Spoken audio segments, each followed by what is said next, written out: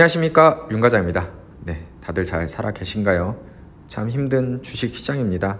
네, 어제 일단 미국 시장이 좀 좋지 못했죠. 특히 나스닥 위주로 빅테크들이 많이 빠졌는데요.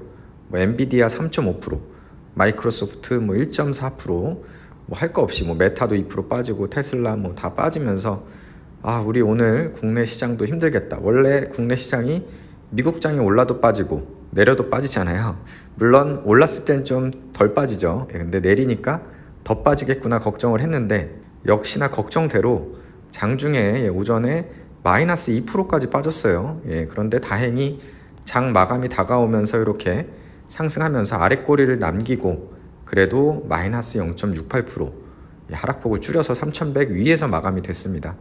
이거를 좋다고 해야 될지 불행 중 다행이죠. 어쨌든 3100은 지켜줬고요. 일단 이 3100이 깨졌을 때는 3000이 당연히 깨진다라고 했던 윤지호 센터장의 말이 생각이 났습니다. 3000은 당연히 깨지는 건가? 인버스 괜히 팔았네? 이런 생각도 좀 들었는데요. 아무튼 전 이제 절반은 갖고 있으니까 조금 위안은 됐지만 주식 비중이 훨씬 크니까 아무튼 오늘 좀 우울하긴 했습니다. 코스닥 같은 경우에도 하락을 했죠. 코스피보다 더 많이 1.3% 하락을 했고요. 다행히 일단 하락폭은 좀 만회는 하긴 했지만 그래도 1% 이상 하락을 했습니다. 그나마 이제 개별 종목 보면은 이제 코스닥에서 아바코 같은 경우는 1.42% 오히려 이제 상승을 해줬고 JC케미칼이나 디오 같은 경우에도 하락폭이 크지 않아서요. 코스닥 제 보유 종목은 그냥 무난하게 하루를 좀 버텨줬고요. 코스피 같은 경우에는 롯데케미칼 상승폭을 좀 줄여서 아쉽기는 했는데요. 오늘 좀 그래도 3.88% 오르는 거 보면서 그래 석화 살아날 수 있다니까 이런 응원을 했는데 그래도 상승폭이 많이 줄어서 어쨌든 빨간불로는 마감을 했습니다. 그리고 하이트진로도 어쨌든 오랜만에 빨간불 대신에 3SD DLNCU 아쉽게도 힘든 모습을 보여주고 있습니다. DLNCU는 마이너스 2.86% 일단 하락을 했고요. 참 DLNCU 보면서 주식은 참 알 수가 없구나. 이렇게 올라가다가 높은 산을 만들고 이렇게 내려오는 그런 차트를 만들고 있습니다. 여기에는 사망사고도 있었고 그죠? 정부의 강한 그런 메시지들 이런 것도 영향을 줬고 또 최근 주식시장 안 좋은 거 여러 가지 악재들이 겹치면서 이런 모양이 돼버렸네요. 최근에 두산 에너빌리티 보면서도 또 느껴요. 원전 조방원이라고 하죠. 굉장히 핫했는데 순식간에 이렇게 20-30% 며칠 만에 20-30%가 주가가 빠져버리니까 개미 입장에서는 굉장히 당황스럽죠. 그것도 갑자기 무슨 뉴스가 갑자기 떡 뜨면서 그쵸? 무슨 불공정 계약이었다. 나라를 갖다 팔았니 뭐니 하면서 그게 팩트가 어떻든 간에 주주 입장에서는 이렇게 단기간에 급락하면 멘붕에 빠지는 겁니다. 그래서 물론 요거를 이제 저가 매수 기회다라고 들어갈 수도 있죠. 결과는 아무도 모르니까요. 대신에 이제 수급을 보면은 지금 최근 개인만 지금 계속 매수를 하고 있다. 이런 모습을 좀 볼 수가 있습니다. 그래서 다른 건 아니고 참 주가라는 거는 예측 불허다. 사망사고가 날 줄 누가 알았겠으며 그죠? 그런 원전 관련 계약이 이렇게 비밀 계약이 돼 있을 텐데 그걸 누가 공개해 버릴 줄 알았겠습니까? 이런 영향을 주는 거고요. 대신에 이제 그 내용을 이제 냉철하게 본인의 기준으로 판단을 해야겠죠. 그게 언론에서 말하는 대로 진짜 말도 안 되는 일인 건지 아니면은 어느 정도는 손해긴 한데 그래도 긍정적으로 볼 수 있는 부분들이 있는 건지 그런 건 판단을 해서 과도한 하락이다 하면 매수를 하는 거고 아니다 하면 그냥 도망치는 거고 그거는 이제 각자 판단할 따름입니다. 다음으로 이제 전 종목 익절 챌린지 보면은 오늘 진짜 아쉬웠는데요.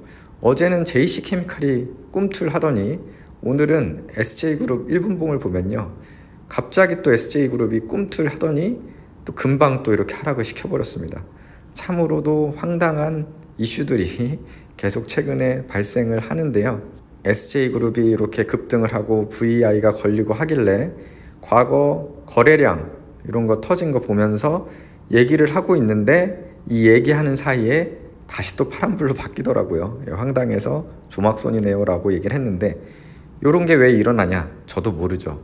하지만 테마주 경력 40년이신 저희 아버지의 이론에 따르면 저희 아버지가 이런 일은 개미 테스트다 이런 얘기를 합니다. 세력이 보통 6개월 이상 6개월에서 1년 이제 물량을 매집을 하는데 그 다음에 이제 펌프질을 해야 되는데 이렇게 쑥 올리면서 개미들이 따라 붙나 안 붙나 테스트를 하는 거죠. 안 붙네.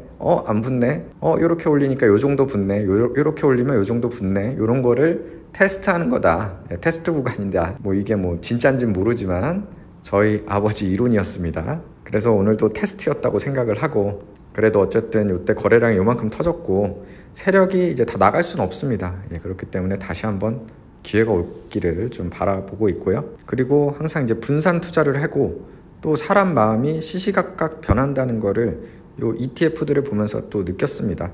뭐냐면은 최근에 인버스가 또 계속 오르다 보니 또 인버스 손절한 게 조금 후회되죠. 그죠? 인버스 그냥 다 갖고 있을 거 그랬나?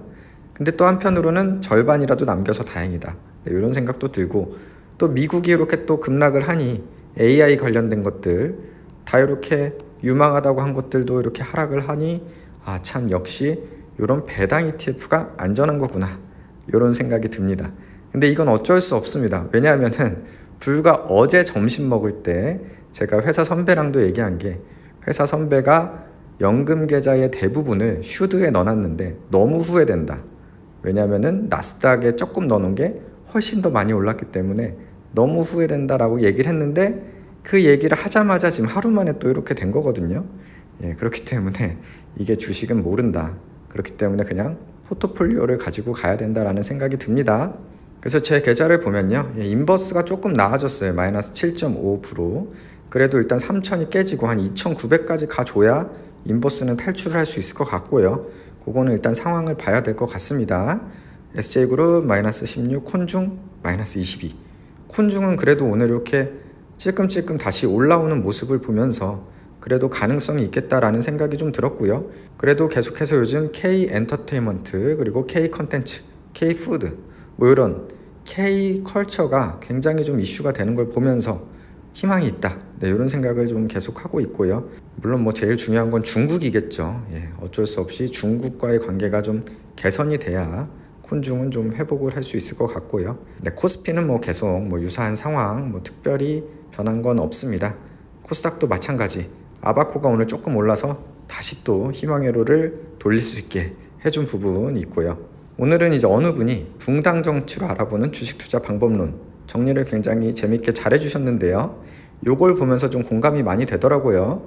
뭐 동인, 서인, 남인, 북인 뭐 점점 이렇게 나눠지는데, 이걸 자세히 보면 동인, 뭐 개별주에 투자해야 한다. 서인, 인덱스에 투자해야 한다.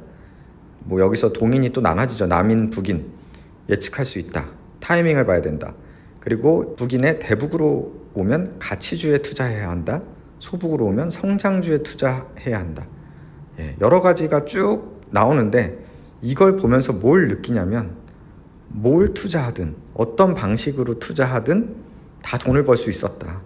그런 생각이 듭니다. 그러니까 여기에 나오신 유명하신 분들, 결국에 본인만의 투자 철학을 갖고 그것을 원칙을 지키면서 꿋꿋이 잘 투자한다면 어떤 투자 방식을 갖던 돈을 벌 수 있는 기회는 있다.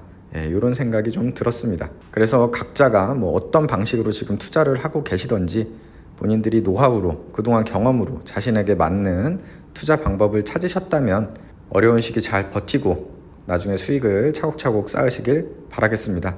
저도 그러고 싶네요. 오늘도 시청해주셔서 감사드리고요. 모두 화이팅 하시길 바라겠습니다. 감사합니다.